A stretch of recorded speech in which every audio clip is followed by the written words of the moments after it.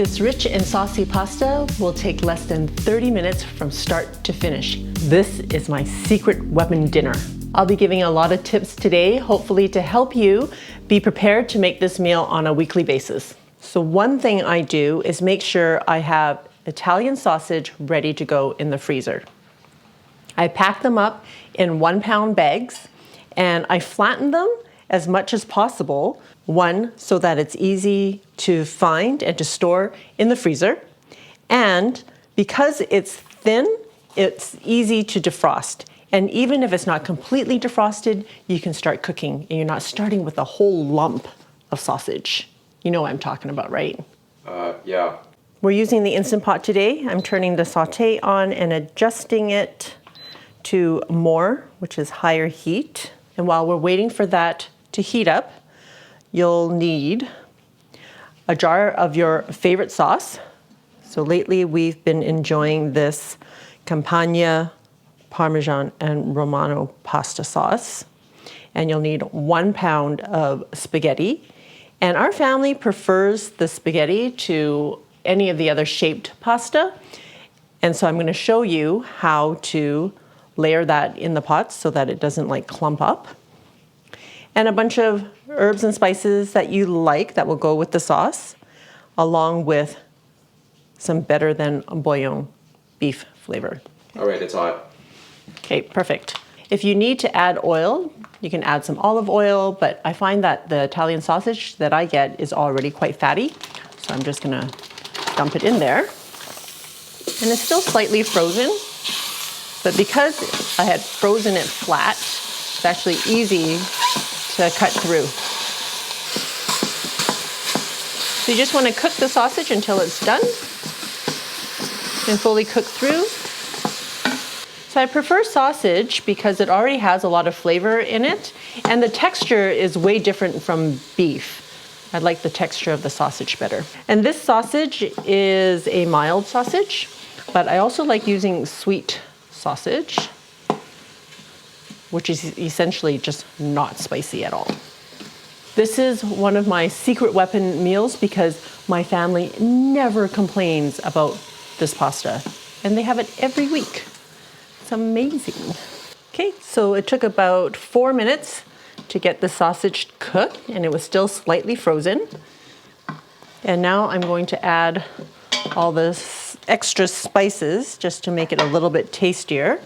About a teaspoon of onion powder, a teaspoon of garlic powder, a teaspoon of basil, and a teaspoon of oregano.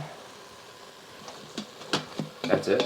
Well, this just also saves me time from like chopping up an onion or mincing some garlic, and you can absolutely do that. Add it now instead of the spices, and you have to cook that through as well. Okay, so at this point, I'm using that better than beef bouillon, and I like to add it straight to the sausage so that I can just add water afterwards instead of making a broth. So I'm using about a tablespoon of better than beef bouillon.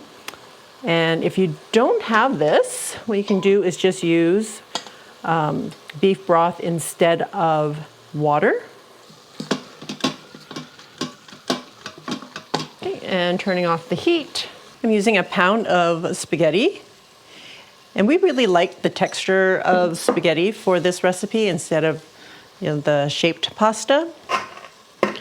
So in order to layer it so that it doesn't clump up when it cooks, because if you just drop it in, the cooking won't cook each individual noodle or spaghetti. It will clump it up. So I just break it up. And I know some people are horrified, but it doesn't matter. It's all about a tasty meal. And we're going to put it in here like pickup sticks. Does that make sense? Oh, let's not forget about the Instant Pot freaking out. Oh yeah, there have been times when I've tried to make pasta or one-pot pasta in the Instant Pot, and yeah, it totally freaks out. It doesn't like it. It gives me a burn signal. But I've been making it like this for years now, and I haven't had a problem. So this is the way I'm always going to do it now. This is the way. And when I first started making pasta, I was in my late teens, early 20s. I would do it by following the instructions on the box, which was to boil your pasta and make your sauce on the side. And then when you're done boiling that pasta, you rinse it under cold water, and then you put it on a plate. You drain it, put it on a plate, and you spoon your sauce over top. And what you get is soggy pasta and sauce that slips right off of it. And I tell you, it wasn't the best, but I've learned a lot since. Now, by saying pick up sticks, did I like totally age myself? Do people even play that anymore? I don't. All right, and this is a 6-quart, by the way. So everything fits in the 6-quart. Don't film me trying to open the jar. Do you need some help there? Nope. All right, you're gonna pour your sauce right over top.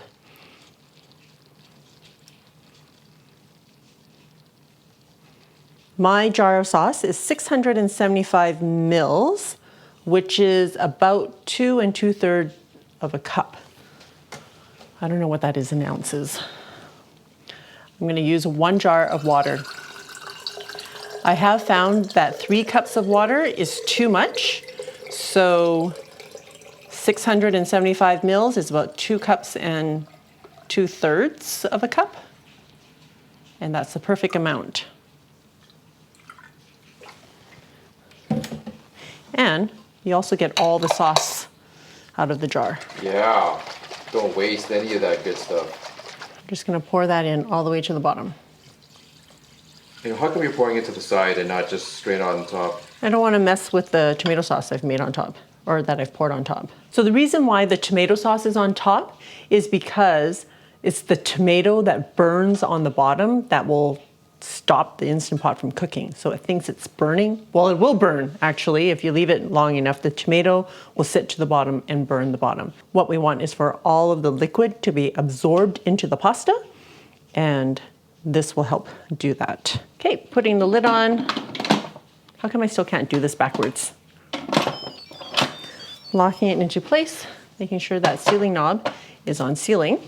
Now, the pasta only takes 9 minutes to cook if you were to cook it on the stove. So the spaghetti will take half the amount of time. So I'm only cooking it for 4 minutes.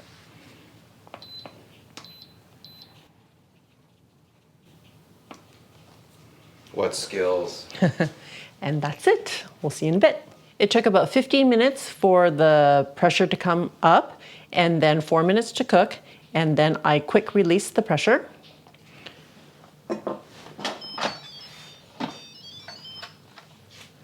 Oh, it looks so good. It smells so good.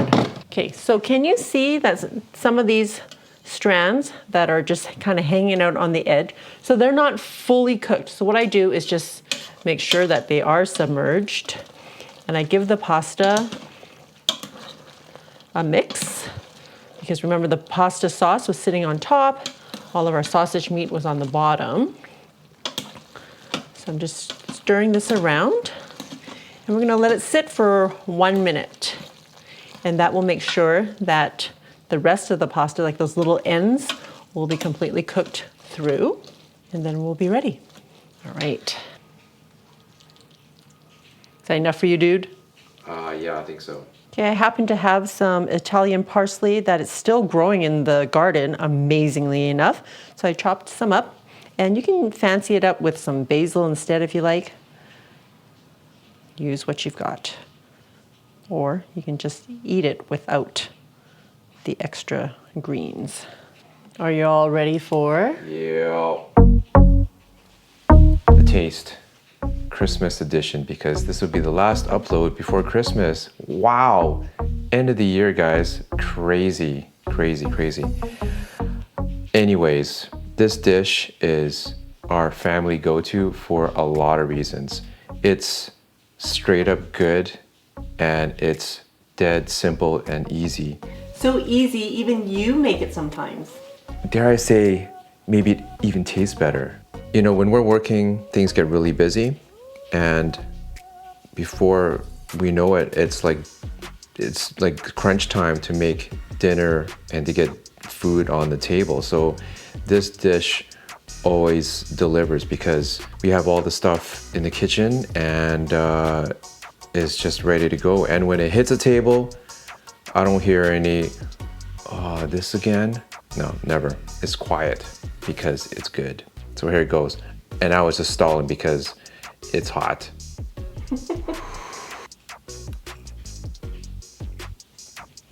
Yeah. Pasta is cooked just nice for us. It's al dente. And the parsley, the Italian parsley, is a nice visual and nice taste addition as well. When Flo tried the sausage for the first time instead of the ground beef, I thought, this is it. This is the next evolution of the one pot pasta. So we haven't had beef in our pasta in a long time, I think. Years. Years? Okay, well, I'm not missing it because sausage is where it's at. And sometimes when the sausage is not broken down as much, I like the bigger chunks of sausage too. It's kind of like, you know, when you have sausage on your pizza and you get those bigger chunks, it's good. There's not much to say. Right, thanks, dude. Sometimes I make my own sausage meat, but when I don't have time, there's a ton of variety out there that I can pick up at the store and just store in my freezer. And sauces as well. We've gone through a whole bunch of different types of sauces with this pasta, and you know, sometimes I get a remark from the kids that, ooh, I really, really like this one. And so I try to stock up on that one. And if you run out of sauce, there's also just canned tomatoes that I can just puree and add spices to. So many varieties with such an easy recipe to make. I hope that you all have a safe and healthy Christmas, and blessings to all of you. Thank you so much for being here, for watching the channel and supporting us and encouraging us. For more simple, easy recipes, check it out. I will see you over there.